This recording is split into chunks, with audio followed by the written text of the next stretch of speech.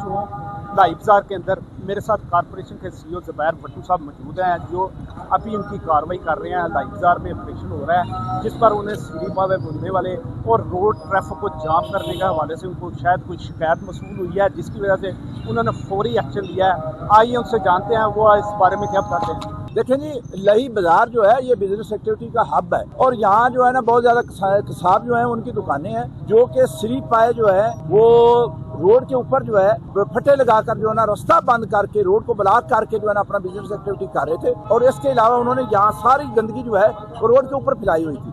तो ये कंप्लेंट हमारे पास आई, उसके बाद जो है ना ऑन स्पॉट में खुद पहुंचा हूँ और उनको जो है ना हमने फाइन किए हैं, जुर्माने किए हैं। सिरी पाए भूनने वाली वो भी हमारी टीमें जो है काम कर रही हैं, जहाँ से हमें इंफॉर्मेशन मिलेगी सिरी पाए को जो है ना वो भून रहे हैं और पोल्यूशन पैदा कर रहे हैं। जी नाज़रीन, जैसा कि आपने देखा कि ज़ुबैर भट्टू साहब बता रहे थे कि हमें शिकायत मिली है, सीरी पावे भुनने की शिकायत अभी तक लाई बाजार से कहीं नहीं मिली। ये इंक्रोचमेंट की खिलाफ वर्जी की शिकायत थी, जिस पर उन्होंने कार्रवाई की है। कैमरामैन टीम के साथ इमरान अशरफ, बज न्यूज़ सियालकोट।